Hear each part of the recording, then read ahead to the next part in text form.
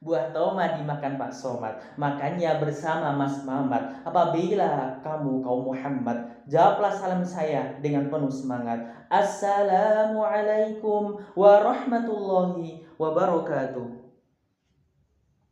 Alhamdulillahilladzi kana bi'ibadihi khabiran wa basyiran. Tabarakalladzi ja'ala fis sama'i burujan wa ja'ala fiha sirajan wa qamaran muniran. Asyhadu an la ilaha illallah wahdahu la syarika lah wa asyhadu anna Muhammadan abduhu wa rasuluh la nabiyya wa la rasula ba'da. Kepada Dewan Juri dan Dewan Hakim yang arif dan bijaksana, serta sahabat dai-dai yang dirahmati Allah Subhanahu wa Ta'ala. Izinkan pada kesempatan hari ini, nami kula Muhammad Fahri, you can call me Fahri, kula saking Universitas Diponegoro akan menyampaikan sebuah tausiah dengan judul Mengembangkan Potensi Diri Pemuda Islam. Berbicara mengenai pemuda Islam, pasti identik masa muda yang hebat, yang luar biasa. Masa muda adalah masa yang berapi-api, sebagaimana nyanyian Bang Roma Irama. Masa muda adalah masa paling tepat, masa paling kuat untuk senantiasa taat kepada Allah, Sang Pemberi Nikmat. Hal ini selaras sebagaimana yang disampaikan oleh Syekh Fidail bin Amr bin Katsir di dalam kitab tafsir yang mengatakan, syubban wa huwa quwwah ba'da di'af. Masa muda adalah masa dengan penuh kekuatan yang sebelumnya pada masa kelemahan. Sahabat dai-daiyah yang dirahmati Allah Subhanahu wa Ta'ala. Maka pantaslah Bapak Proklamator bangsa Indonesia Insinyur Soekarno pernah mengatakan, give me 10 teenager, so will we shake the world. Berikan aku 10 pemuda, maka akan aku guncangkan dunia. Sahabat dai-dai yang dirahmati Allah Subhanahu wa Ta'ala. Berbicara mengenai potensi diri dalam Kamus Besar Bahasa Indonesia, potensi adalah kemampuan dan kualitas yang dimiliki seseorang namun belum dapat menggunakannya secara maksimal. Potensi diri dalam kacamata Islam adalah fitrah. Dalam bahasa Arab, bentuk jamak dari fitrah adalah ifhar, yang artinya adalah asli agama. Sahabat yang dirahmati Allah Subhanahu wa Ta'ala, setiap hamba dan manusia memiliki kemampuan dan potensi masing-masing. Allah Subhanahu wa Ta'ala berfirman di dalam Quran surat At-Tin ayat yang keempat, laqad khalaqnal insana fi ahsani taqwim. Sesungguhnya Allah Subhanahu wa Ta'ala telah menciptakan manusia dengan sebaik-baik bentuk. Oleh karena itu, untuk mendapatkan potensi itu tidaklah mudah, tidaklah instan. Harus menggunakan ikhtiar yang begitu kuat. Makanya Allah Subhanahu wa Ta'ala berfirman di dalam Quran surat Ar-Ra'd ayat yang ke-11. Allah Subhanahu wa Ta'ala berfirman, Bismillahirrahmanirrahim. Innallaha la yughayyiru ma biqaumin hatta yughayyiru ma bi anfusihim. Sesungguhnya Allah Subhanahu wa Ta'ala tidak akan mengubah suatu kaum sebelum kaum tersebut ingin mengubahnya. Makanya untuk dapat mengembangkan potensi diri kita, marilah kita gunakan ikhtiar dengan semaksimal mungkin untuk mendapatkan apa yang kita inginkan. Sahabat dai-dai yang dirahmati Allah Subhanahu wa Ta'ala.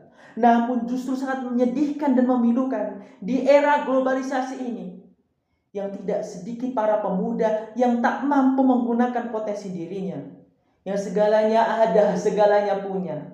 Kontrakannya di mana-mana, HP-nya Nokia, laptopnya Toshiba, mobilnya Avanza. Kontrakannya di mana-mana, namun hatinya gundah gelana karena terpujuk rayuan wanita penggoda, karena mereka melanggar perintah syariat Allah Subhanahu wa Ta'ala. Na'udzubillahi summa na'udzubillahi min dzalik.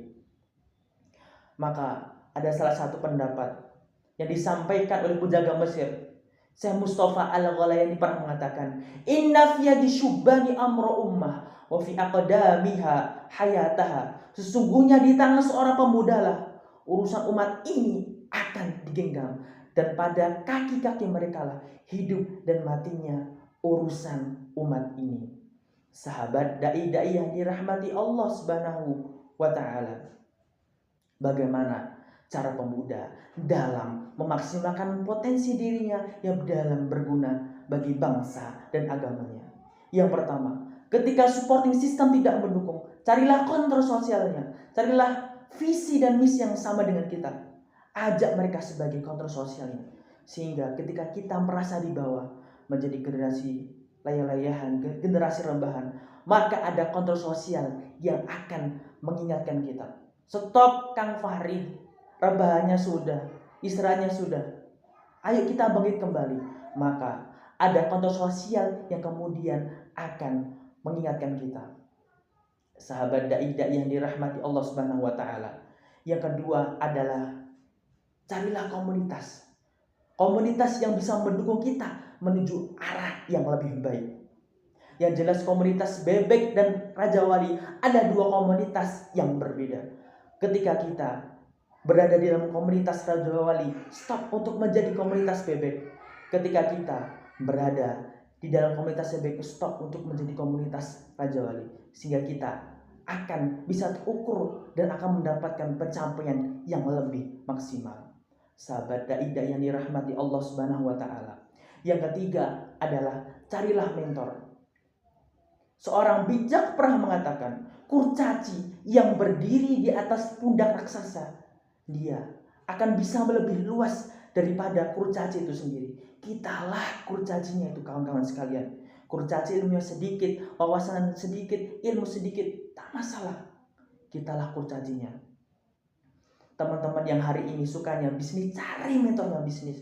Teman-teman yang hari ini sukanya mentor politik, carilah mentor politik. Sehingga teman-teman akan lebih terukur dan akan mendapatkan proses yang lebih cepat. Sahabat dai-dai yang dirahmati Allah Subhanahu wa taala.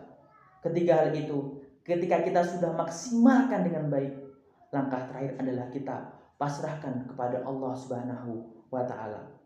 Sahabat dai-dai yang dirahmati Allah Subhanahu wa taala. Coba kita refleksikan keadaan zaman sekarang.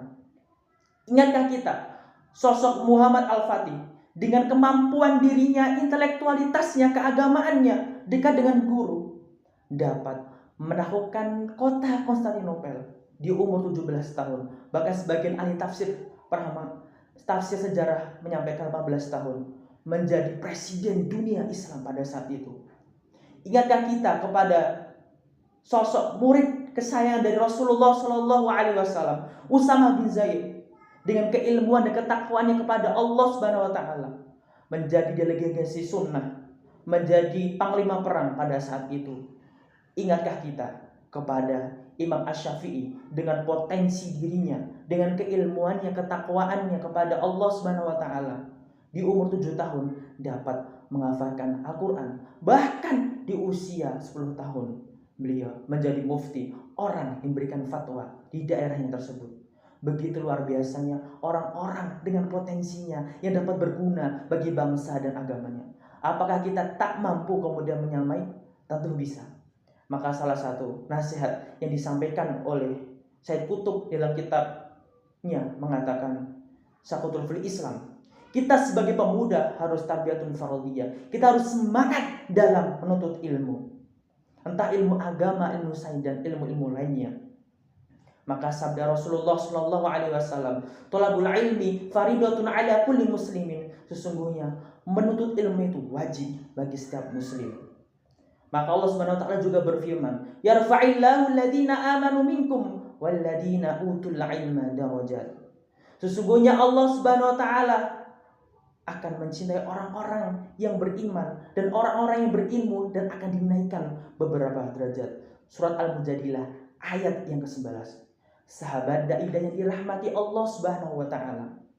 Semoga kita bisa menjadi pemuda yang mampu memaksimalkan potensi diri kita yang berguna bagi bangsa dan negara kita.